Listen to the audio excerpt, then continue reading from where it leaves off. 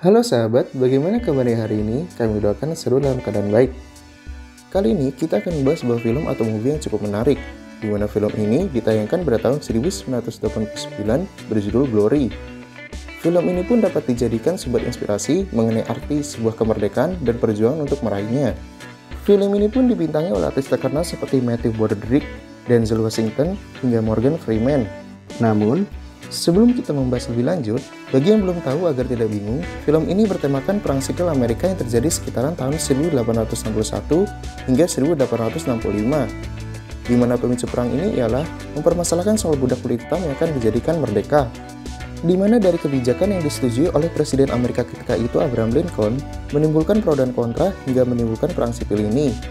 Saat itu, kubu persatuan harus menghadapi kubu pemberontak yang bisa disebut kubu konfederasi yang menentang kemerdekaan para budak.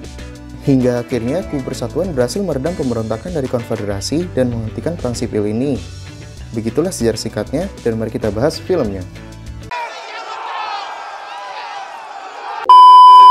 Film ini diawali dengan seorang kapten bernama Robert Gouldshaw yang menuliskan surat untuk ibunya tentang perang yang ia jalani saat ini, di mana Robert memimpikan kesatuan dan kebebasan di bawah bendera persatuan. Robert yang saat itu ditugaskan untuk memimpin pasukannya dalam pertempuran anti-tem, diperintahkan untuk menyerang salah satu pos dari pihak musuh yang sedang bertahan. Namun, pada serangan ini pasukan yang dipimpin oleh Robert harus kalah. Tetapi dalam segi taktikal, justru pasukan persatuanlah yang memenangkan peperangan ini, sehingga pasukan konfederasi harus mundur.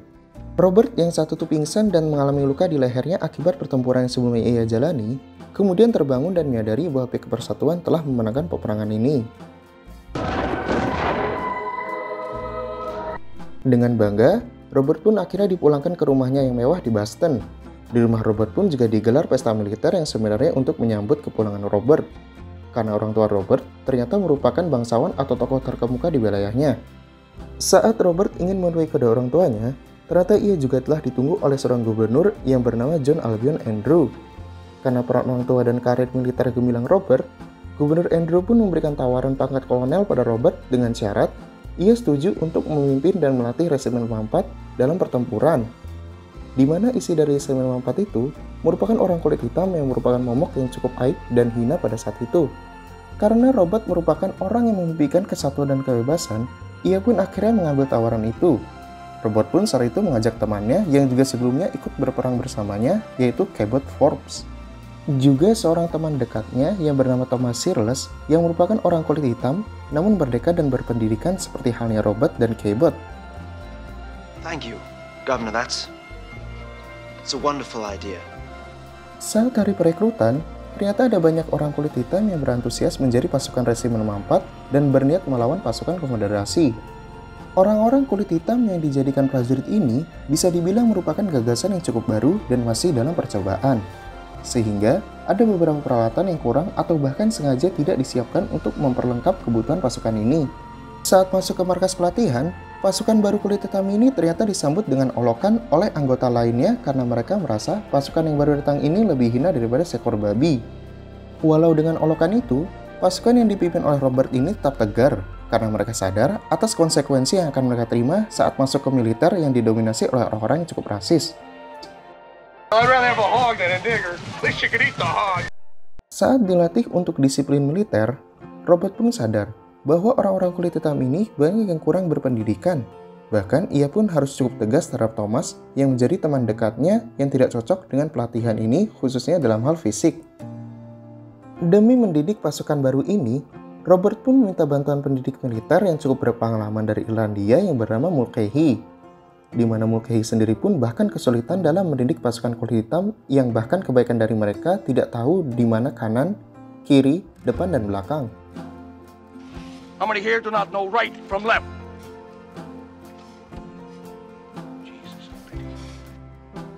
Namun, menurut Robert yang juga menguasai pelatihan, ternyata orang-orang kulit hitam ini cukup patuh dan mampu menahan diri, di mana hal ini jarang terlihat di pasukan kulit putih. Robert pun juga mengagumi kebiasaan orang kulit hitam yang suka berkumpul dan bernyanyi pada malam hari untuk mempererat persaudaraan di antara mereka. Kemudian, berita mengenai kubu konfederasi yang telah memproklamasikan kemerdekaan mereka Mereka membuat pernyataan bahwa tidak akan memberi ampun terhadap mereka pasukan kulit hitam yang ikut kemiliteran di kubu Persatuan, berikut juga pemimpin mereka yang memimpin pasukan kulit hitam di kubu Persatuan. Namun, ultimatum ini tidak menggetarkan pasukan dari Resimen 54 pimpinan Robert. Justru, hal ini menambah semangat mereka dalam melawan perbudakan. Dalam pelatihan berikutnya, ternyata Tuan Robert yaitu Thomas yang memang terlihat tidak cocok dalam latihan fisik ini mengalami kesulitan. Robert sadar bahwa Thomas bukan dididik sebagai petarung, ia dididik sebagai seorang pemikir. Mulcahy pun sangat keras terhadap Thomas, yang dimana hal ini pun sempat diperingatkan oleh Robert. Namun, Mulcahy berpendapat bahwa hal ini ia lakukan agar Thomas menjadi prajurit yang hebat dan kuat. Robert yang mengerti hal itu pun tidak bisa berbuat banyak. Bahkan, ia pun dengan berat hati harus menyaksikan Thomas yang kesulitan saat dididik oleh Mulcahy. Let him grow up some more. I see. Will that be all, sir?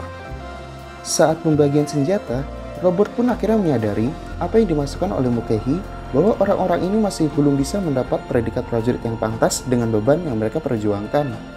Robert kemudian mulai menyuruh bawahannya dengan lebih keras mendidik pasukan ini agar menjadi prajurit yang lebih layak. Di mana hal ini pun sempat ditentang oleh Cabot, karena sebenarnya mereka sudah sebagus resimen yang lain. Namun, Robert dengan tegas mengatakan bahwa mereka masih belum pantas bisa dianggap prajurit dengan apa yang mereka saat ini perjuangkan.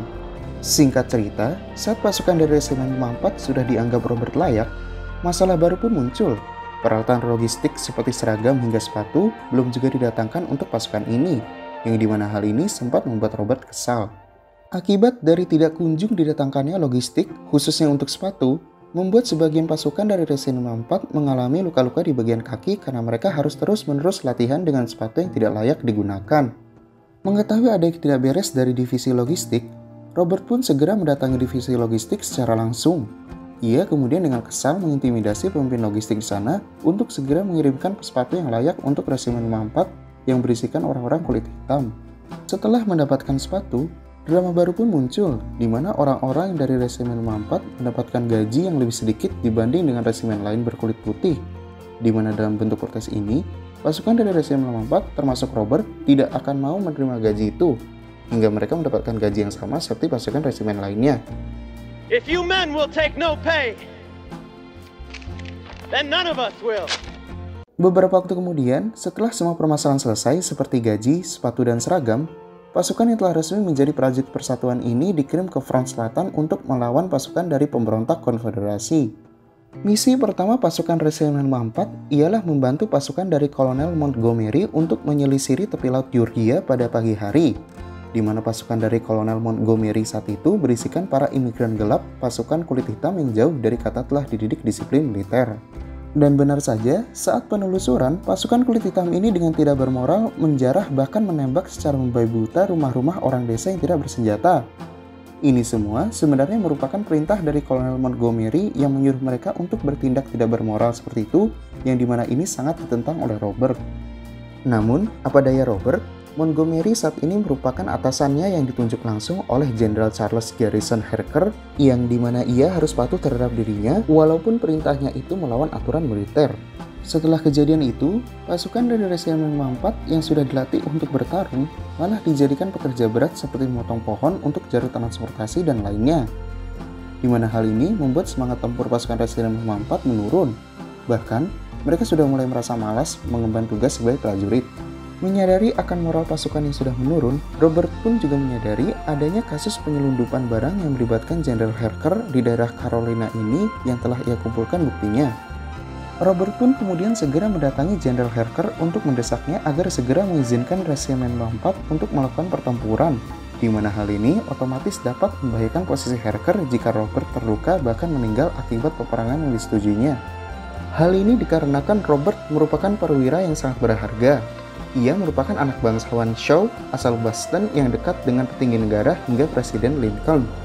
Karena didesak oleh Robert akan dilaporkan perihal penyelundupan gelapnya selama menjalani tugas di wilayah Carolina, Harker pun memutuskan untuk mengirim pasukan Resimen 54 ke medan pertempuran. Keesokan harinya, dimulailah pertempuran pertama sungguhnya dari Resimen 54. Di sana, mereka telah ditunggu oleh pasukan konfederasi yang telah bersiap akan kedatangan mereka pasukan kulit hitam. Secara mengejutkan, dengan gagah berani dan dengan formasi yang rapi, pasukan dari Resimen 54 besukan Robert berhasil memukul pasukan musuh seperti halnya prajurit yang sangat ahli. Dalam pertempuran itu, Thomas, teman dari Robert dan Cabot, harus mengalami luka di bagian bahunya. Namun, lukanya itu masih bisa disembuhkan. Menurut aturan perang, prajurit yang tertembak diperbolehkan untuk pulang lebih cepat. Namun, Thomas menolak untuk pulang ke Boston dan ingin tetap melanjutkan pertempuran. Promise me you won't send me back. All right. Beberapa hari kemudian, diadakannya pertemuan para perwira yang dipimpin oleh Jenderal George Crockett Strong untuk membahas pertempuran dalam merebutkan benteng Wagner guna menguasai wilayah pantai Charleston. Strong pun menjelaskan bahwa konfederasi telah memasang banyak rintangan di sekitar benteng yang menyebabkan penyerangan benteng Wagner harus dilakukan secara bertahap untuk mengurangi jumlah korban. Di mana penyerangan tahap pertama pastinya akan memakan korban yang cukup banyak, dan resimen yang menyerang di tahap pertama harus bertahan di sekitar benteng hingga pasukan bantuan dari tahap berikutnya datang untuk dapat menembus benteng Wagner. Dengan penjelasan itu, Robert pun dengan berani mengajukan diri sebagai resimen yang akan melakukan serangan di tahap pertama itu. Yang dimana saat itu, seperti yang sudah diketahui, Resimen 54 baru saja belum lama bertempur di wilayah Carolina. Jenderal Strong yang terkejut mendengar Robert mengajukan pasukannya untuk bertempur, sempat memastikan keputusan dari Robert. Namun, Robert meyakinkan Jenderal Strong bahwa resimennya sangat siap untuk pertempuran besok sore. We'll be ready, sir. When do you want us? Singkat cerita, setelah berita tentang Resimen 54 yang gagal berani mengajukan diri sebagai penyerang tahap pertama, resimen lain yang sebelumnya sempat merendahkan resimen kulit hitam itu seketika langsung memberikan hormat mereka dan tidak lupa memberikan semangat kepada pasukan Resimen 54 ini.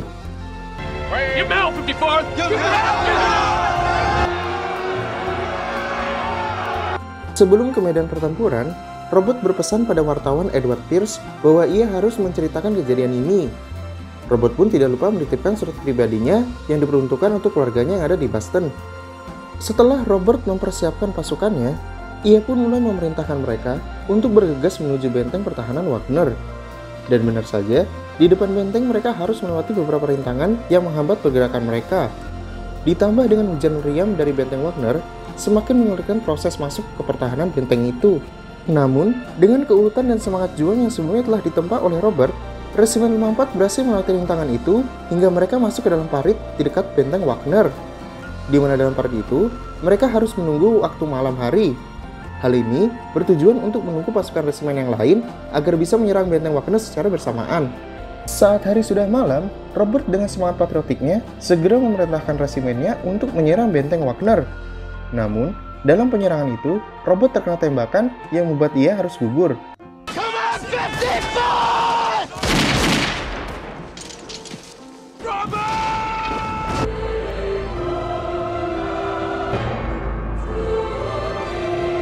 Menariknya, walau tanpa arahan Robert, Resimen 54 tetap melancarkan serangan mereka, bahkan sampai berhasil menembus benteng Wagner.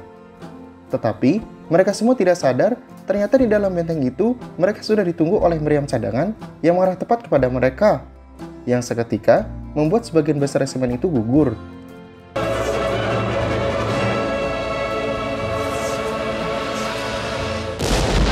Hingga keesokan paginya, terlihat jelas pasukan konfederasi berhasil menahan serangan dari serbuan pasukan persatuan. Bantuan dari resimen lain pun juga tidak dapat menolong banyak, karena pergerakan mereka dapat dipatahkan oleh pasukan dari konfederasi. Sehingga ketika itu, benteng Wagner tidak bisa direbut. Setelah pertempuran berakhir, yang dimenangkan oleh pertahanan pihak konfederasi, dikabarkan setengah Resimen 54 tewas dalam penyerangan ke benteng Wagner, yang dimana salah satunya ialah Robert. Walau serangan ini bisa dianggap gagal, berita tentang keberanian dari divisi kulit hitam Resimen 54 berhasil disebar oleh Pierce, seorang wartawan dari koran Harper. Di mana dampak dari berita ini membuat banyak orang kulit hitam mencalonkan diri sebagai prajurit untuk membela pasukan kubu persatuan. Banyaknya sukarelawan dari kulit hitam ini yang sebelumnya mereka merasa minder untuk mencalonkan diri sebagai prajurit persatuan, sangat membantu kubu persatuan dalam hal jumlah pasukan. Hingga akhirnya, mereka berhasil memenangkan Perang Sipil pada 9 April 1865. Dan film ini pun tamat. I go on? Can you? Sebelum mengakhiri review film penuh inspirasi ini, ada baiknya kita juga mengetahui fakta menarik tentang film ini.